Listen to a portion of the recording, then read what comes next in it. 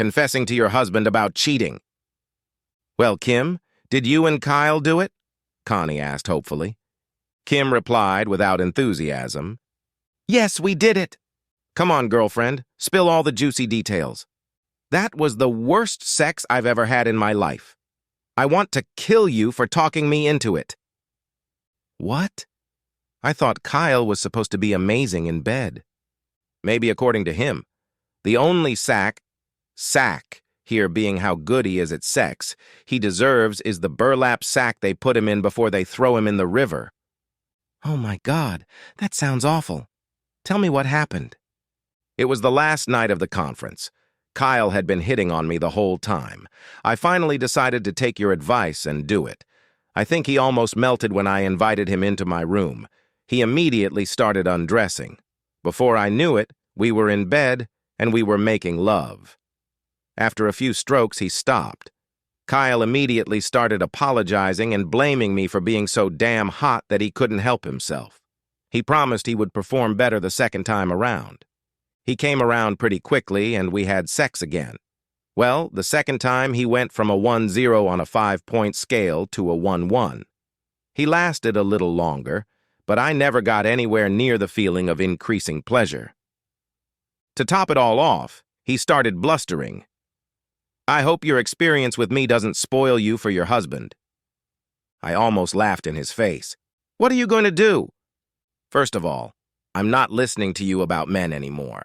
Secondly, I'm still trying to decide whether or not I should tell Martin. Of course you're not going to tell him. I mean, you two were careful not to be seen, weren't you? No one else from the office was at the conference, so no one knows except you, me, and him. The problem is that I think I'd have a chance at forgiveness by confessing to Martin if I portrayed it as a one-time mistake that would never happen again. If I try to cover it up and he finds out later, I think he might get angry enough to divorce me. Even if he never finds out, I still have to live with the secret hanging over my head for the rest of my life. It's a tough decision. What are you going to do? I'm going to wait a while and think about it. Maybe later my choice will become clearer. Connie was joking. Well, if you do tell him and he divorces you, can I make love to Marty immediately? No way, you fool! They both laughed. Kim was working at her desk when Kyle walked into her office like he owned the place. He locked the door behind him and looked at Kim with a smirk on his face. Hey, sweet cheeks. Do you have time for a quickie? You mean for a quick kick in the balls? Yeah, I have time for that. Come on, Kim. Don't try to play hard to get right now. We both know you want another round of treatment from Dr. Kyle. You're a selfish, thick-headed asshole. I would never touch your body again with anything but pliers, which I would squeeze as hard as I could. Oh, now I get it. Anyway, I can go for it as long as you don't leave any bite marks or scars for my wife to see. You can go for that? You, asshole, see the door. That's where you can go. Kim, I'm noticing some hesitation in you wanting to be with me again. Do I need to remind you that I know what we did and how spreading that knowledge could cause you problems in your marriage? Oh, really? Do you know what my husband does for a living? I heard he's some retarded college professor. Yes, he does teach college during the week. But on the weekends, he teaches martial arts to the police and sheriff's department. He was an officer in the army. It won't take him more than 5 seconds to take you to the ground. Even the squirrels won't touch your nuts when he's done with you. Kyle looked less confident. Kim, do you really want to risk your marriage? How about one last time together? Sex with me is sweet. You know that. I doubt my marriage will be in danger when I explain how you got me drunk and used me. My deepest desire was only to prevent the shame that would fall on my poor husband, who kept me from reporting the use. Not only will he apologize for my behavior, but he will take his anger out on you. The question is, do you want this encounter to be the last thing you ever do on your feet? Kyle was almost stuttering. I think I caught you in a bad mood. I don't think it's the right time of the month for you. I'm going back to my office now. Let me know when you're ready for the rematch. Ciao, asshole. As soon as Kyle left her office, Kim screamed at herself, "Stupid, stupid, stupid, stupid, stupid!" She called Connie to meet her after work. Kim, you look upset. Martin didn't find out anything, did he? No, not yet, anyway. Kyle threatened to tell Marty if I didn't keep making love to him. Oh my God. Are you gonna give up and do it with him again? No and no again. I threatened him back. Told him my husband teaches martial arts to the police. Both women laughed. I think my threat worked, but it makes me urgently decide whether or not to tell Martin. Kim, have you ever heard of cheating stories on the internet? I have heard some comments about some of the stories from the sites. Why do you ask? Well, they have stories categorized. In the treason section, they have many stories about women who have been given second chances by their husbands, especially in the first stories published. So, you should read those stories. Learn all the excuses, explanations, and promises these cheating women made to get forgiveness. Then you'll have a list of things to say to Martin when you tell him about your date with Kyle. That should greatly increase your chances of forgiveness. You've certainly been wrong about Kyle before, but what you just advised me makes sense. Kim has read hundreds of RAAC, Reconciliation at Any Cost, stories on cheating websites. If she came across a revenge story, she moved on. After a while, she compiled a list of potential excuses she could use against Martin. This gave her the courage to open up to him. One Friday night, Kim cooked Martin's favorite dish and served wine with it. After the meal was eaten, they took their wine glasses and went into the living room. Soon they were already cozying up on the couch. When Martin looked quite content and relaxed, Kim cautiously approached the subject. Marty, I'm so happy to be married to you. I feel like I'm the luckiest woman in the world. You are so attentive, caring, patient, and forgiving. Sometimes I think I don't deserve you. Kim, you deserve me and every bit of my love and more. I swear I'm falling in love with you more and more every day. They kissed tenderly. You know what made me fall even more in love with you a few months ago? No, what? It was the day I had a car accident and a dented car fender, and it was my fault. I was so sure you'd be mad at me. I was terribly worried about it. I even thought about not telling you and fixing it without you knowing. But I realized I couldn't do that to you. I'm glad I believed in your love for me and told you. You were so kind and loving. You didn't rebuke me and encouraged me. I felt so relieved. That's when my love became even deeper. Honey, I love you so much. Kim gave her beloved husband another sensual kiss. Kim, I'm really glad you feel that way. I want you to be able to feel safe and let me know anytime you feel like you've done something wrong. I promise you the same thing. I can't think of anything you could do that would make me love you less. I love you too, Kim thought. It's now or never. Marty, I have one more thing to confess. I was too scared to tell you before. Please promise me you won't get mad and yell at me. Kim, I would never do that. What are you trying to tell me? It can't be that bad. Well, do you remember when I went to that conference in Daytona a few weeks ago? Yeah, and I really missed you. I think I thought about you 3 times every day while you were gone. He grinned as he recalled those piquant details. On the last night of the conference, my colleagues and I sat in my room, drinking, talking, and just blowing off steam after sitting through 3 days of boring lectures. Since it was my room, I didn't worry about how much I drank. After a couple hours and a few more drinks, people started to slowly disperse until it was just me and this young guy from California. He was a typical surfer guy, roughly handsome, quite muscular, and he had a nice tan. Anyway, he pulled a joint out of his pocket and asked me if I wanted a drag. I hadn't smoked it since college, and the last one I'd tried wasn't nearly as strong. I didn't think there was anything special about it. We went out on the balcony to smoke. Again, I felt safe in my room, and since I was no longer in pain, I agreed to try it. It turned out to be significantly stronger than any weed I had ever smoked. Before I knew it, he was already kissing and nibbling my earlobes. You know how much that turns me on. I swear I don't remember if he took my clothes off or if I did. It took Kim a second to suppress her tears. Oh, Martin, I had sex with him that night. Well, I guess I did. I don't remember too much about it. I woke up the next morning and cried for an hour straight until I had to pack to leave on time. I managed to get myself cleaned up and looking presentable before I got home. Honey, I'm so sorry. I made a big mistake. I don't have a good excuse. It was my fault. There was absolutely nothing in the way you treated me that made me weak that night.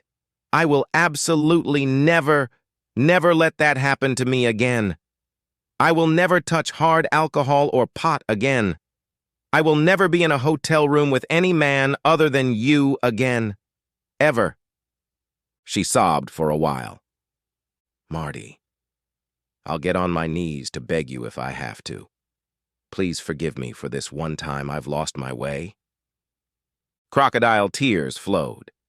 She looked back to see Martin's reaction. Martin was stunned. His wife's confession of adultery was the last thing he would have thought of.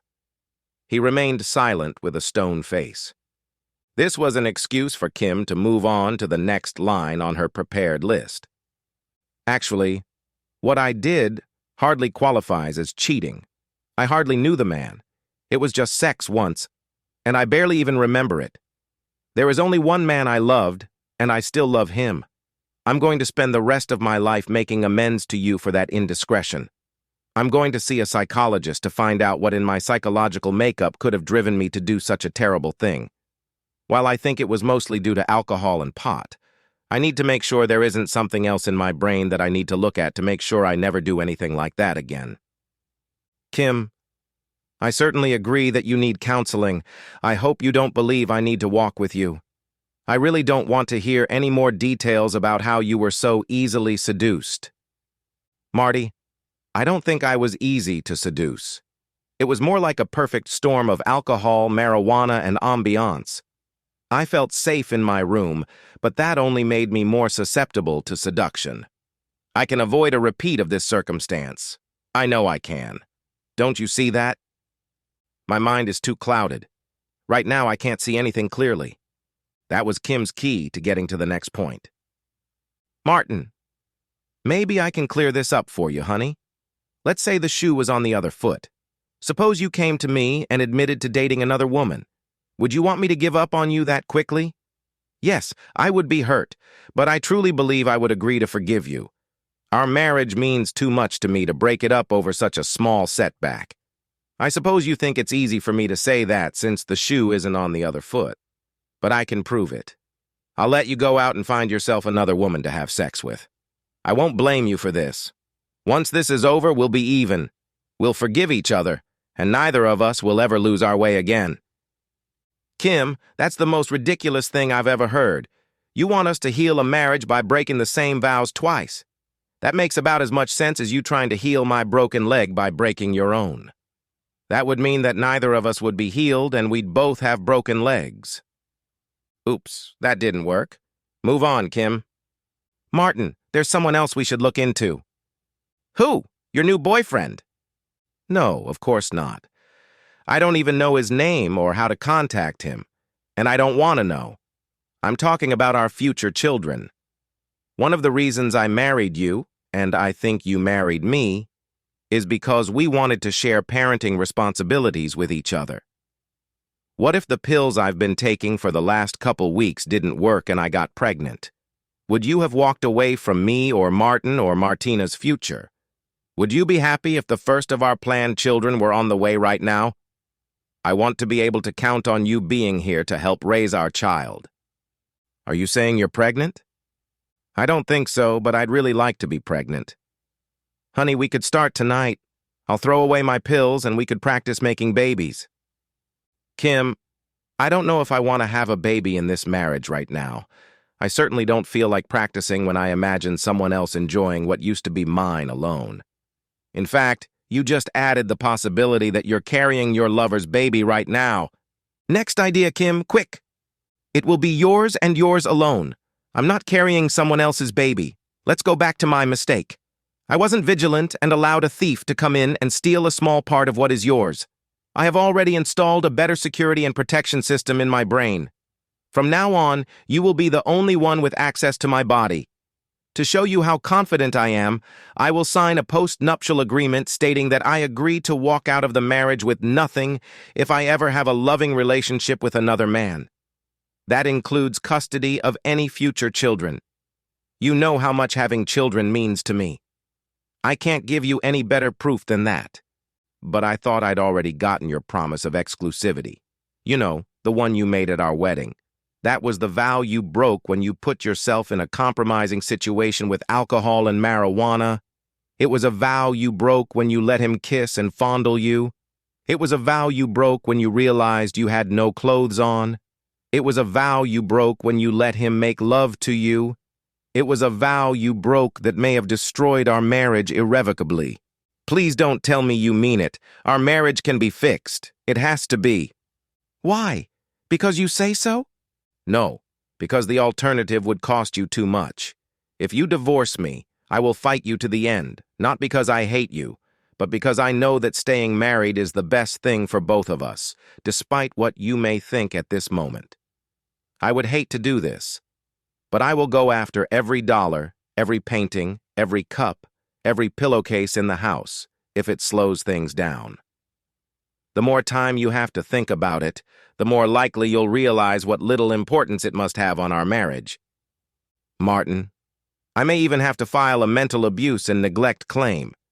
Do you want your good name tarnished? When people find out what the problem was, you'll be ridiculed for not forgiving me for a single mistake. Don't lose the rest of your treasure because one small piece was stolen. Martin, I'm trying to make you realize that not forgiving me isn't worth it. Put aside your wounded male pride for once. There will never be a second time. Forgive me this time, this one mistake of mine, and let's move on together. Our dreams of living together and playing with our children and grandchildren can still be realized if you would only forgive me. Kim, after listening to your concerns, I have to admit that this is not a decision to be made lightly or quickly. I need some time to think about it. I think it would be best if I leave for a while to be able to do this. He went upstairs to pack his things. When Martin came downstairs with his bag, Kim asked, Martin, how long will you be gone? I don't know yet. Will I see you and be able to talk to you during that time? Maybe if I need to do something for you or if you need something to keep the household running while I'm gone. Marty, I love you. Please don't forget that. I know you do. I love you too, Kim. That's why this is so very difficult. Kim was on her best behavior during the time out from the marriage that Martin took. She was determined to win him back. She even went back to church. For friends who asked about her husband's absence, Martin was on sabbatical. Kim stayed home at night, although Connie and others urged her to go out occasionally, even if there were no men present. Several weeks passed, but Kim did not give in to temptation. For all she knew, Martin could come home at any minute, so she stayed home. It was over a month before Martin called and asked Kim if he could come over that evening. He didn't even hint at what his decision was. She made wine and coffee in case he wanted one or the other. They sat at the kitchen table with coffee cups in their hands. Two pairs of sad eyes met. Kim began the dialogue. What have you decided, Marty? Are you going to divorce me? Marty, no, I'm not going to divorce you. Kim's eyes filled with tears of joy. Oh, Marty, I'm so happy. I promise you I'll be the best. Oh, wait. You might not be so happy when I tell you what I've decided. Kim's joy quickly evaporated. But you said we're not getting divorced. That's mostly true. Let me explain. I thought about giving you a second chance for a long time, but I couldn't get your betrayal out of my mind. I didn't know how to forgive without being able to forget. Every time I thought I was ready to forgive you, the memory of your confession of betrayal would come back, and my forgiveness would be gone. I finally came to the conclusion that I couldn't continue our marriage if I couldn't punish you in some way. I thought I could put up with your infidelity if I could get some measure of revenge. The question was, what was the right punishment for the sin you had committed? I went to a friend for help. This friend advised me to go on the internet. There are stories on there in the cheating section, both reconciliation stories and stories of burning the cheater. I have to admit, I was amazed at how much the methods of revenge against cheating wives varied greatly in type and brutality. It was very enlightening.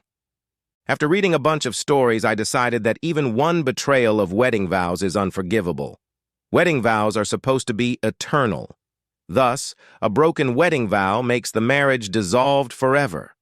When I remembered your threat about how you would fight divorce, the path became clear to me. Kim, I'm leaving you. I have a teaching position at another college and I'm leaving tonight. I won't be filing for divorce and you can have whatever I leave behind. I only took half of our liquid assets. You may have a hard time keeping the house and paying the mortgage unless your lover wants to help or you find a replacement for me soon. As you already know, you definitely have the looks to attract many lovers. Postponing my departure will only hurt you and me more. Goodbye, Kim. I truly loved you and truly wish you all the best. Martin stood up and walked out the door. Kim ran to the door and saw a familiar car hitched to the back bumper of Martin's car. The sight of a passenger in Martin's car confirmed her assumption, which she had made as soon as he talked about looking for revenge stories on that popular website. There was Connie, kissing Martin as he got behind the wheel of his car. Kim walked up the driveway to the car, but didn't bother to say anything to Connie. It didn't make any sense. Her look probably conveyed the message she wanted to send to this cheating woman. Connie smiled and loudly promised her to take good care of Martin. As the car touched down, Connie stuck her right hand out of the passenger side window and lowered it so Martin couldn't see. She smiled broadly. Kim had to agree with her in one respect. She had screwed up in a royal way. The end. Subscribe to my channel. Thank you.